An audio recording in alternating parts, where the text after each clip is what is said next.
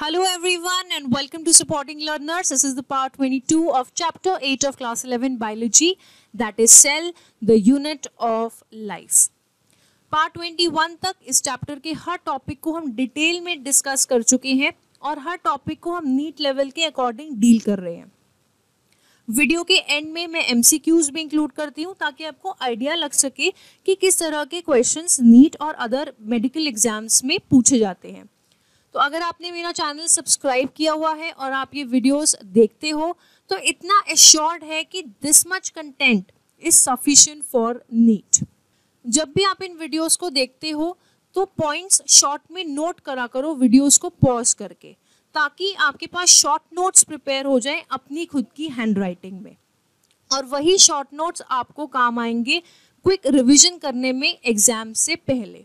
अपनी हैंडराइटिंग में लिखे हुए नोट्स ही आपको मैक्सिमम बेनिफिट देंगे. Okay, so these were some of the quick tips for how to study from these videos. Now let's start the video. The topic for today's video is endomembrane system. तो endomembrane system का क्या meaning है? Endo का meaning होता है inside और with in, right.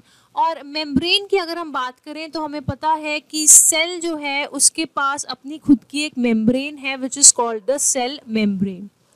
But cell के अंदर जो ऑर्गेनल्स हैं उनके पास भी अपनी मेम्ब्रेन है. तो सेल में जितने भी मेम्ब्रेनस ऑर्गेनल्स हैं जैसे कि endoplasmic reticulum, Golgi apparatus, lysosome, vacuoles, mitochondria, chloroplast, इनका अपना एक अलग स्ट्रक्चर है और कुछ अपने अलग फंक्शंस हैं. बट कई मेम्ब्रेनस ऑर्गेनल्स ऐसे हैं जिनके फंक्शंस आपस में कोऑर्डिनेटेड हैं, और उन मेम्ब्रेनस ऑर्गेनल्स को हम कंसिडर करते हैं साथ में एज एन एंडोमेम्ब्रेन सिस्टम. क्यों? क्योंकि इनके फंक्शंस जो हैं आपस में कोऑर्डिनेटेड हैं. So endomembrane system is a group of membranes and organelles in eukaryotic cells that work together to modify, package and transport lipids and proteins.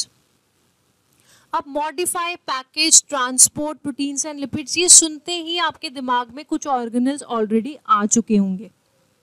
So question ये आता है कि कौन से ऑर्गेनल्स एंडोमेम्ब्रेन सिस्टम में इंक्लूडेड होते हैं. सो वो ऑर्गेनल्स जो एंडोमेम्ब्रेन सिस्टम में इंक्लूडेड हैं, the first organelle is endoplasmic reticulum, second is Golgi complex, third lysosomes and fourth vacuoles. These four organelles are a part of endomembrane system क्योंकि इनके functions क्या हैं? coordinated हैं.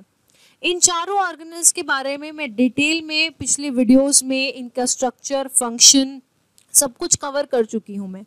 तो जिन बच्चों ने वो वीडियोस देखे हैं उन्हें पता होगा, उन्हें अभी तक समझ आ गया होगा कि कैसे ये ऑर्गेनल्स का फंक्शन कोऑर्डिनेटेड है. तो इस वीडियो में चलो हम रिवाइज भी कर लेते हैं कि इन ऑर्गेनल्स के फंक्शंस कैसे कोऑर्डिनेटेड हैं. सो इस डायग्राम में यहाँ पर देखो, ये न्यूक्लियस है और न्यूक्लियस की आउटर मेम्ब्रेन से कॉन्टिन्यूस होता है rough endoplasmic reticulum, right. Rough endoplasmic reticulum के सरफेस पर राइबोसोम्स अटैच्ड होते हैं, इसीलिए रफ एंडोप्लाज्मिक रेटिकुलम का फंक्शन होता है प्रोटीन्स की synthesis. And smooth endoplasmic reticulum जो है इसका फंक्शन है लिपिड्स की सिंथेसिस, ये लिपिड्स बनाता है. तो जो प्रोटीन्स और लिपिड्स एंडोप्लाज्मिक रेटिकुलम सिंथेसाइज करता है वो ट्रांसपोर्ट होते हैं गोल्जी एपरेटस को. कैसे? in the form of transport vesicles. So these transport vesicles, they transport the proteins as well as the lipids to the Golgi apparatus. ये vesicles जाकर fuse हो जाते हैं with the cis phase of Golgi apparatus.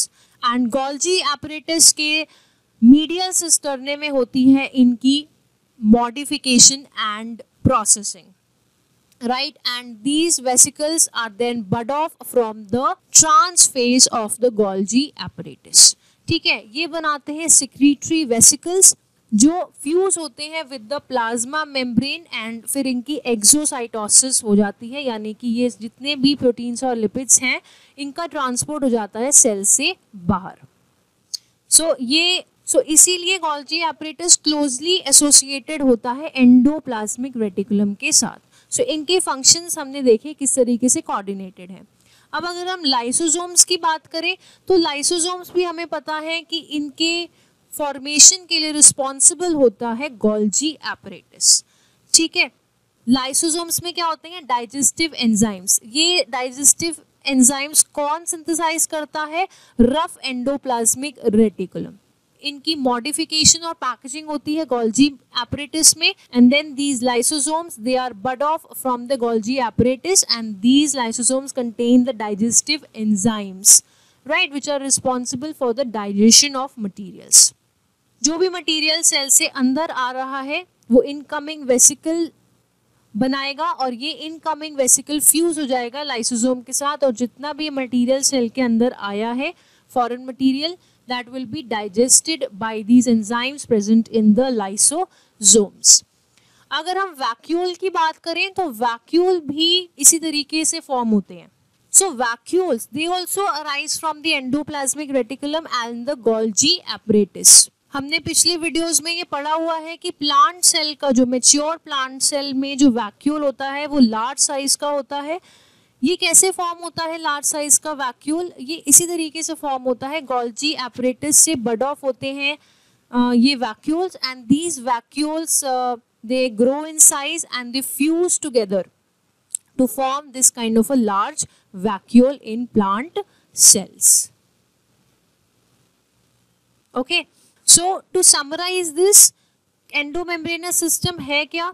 ये चारों जो organelles है, endoplasmic reticulum, Golgi apparatus, lysosomes and vacuoles, इनके पास अपनी मेम्ब्रेन है.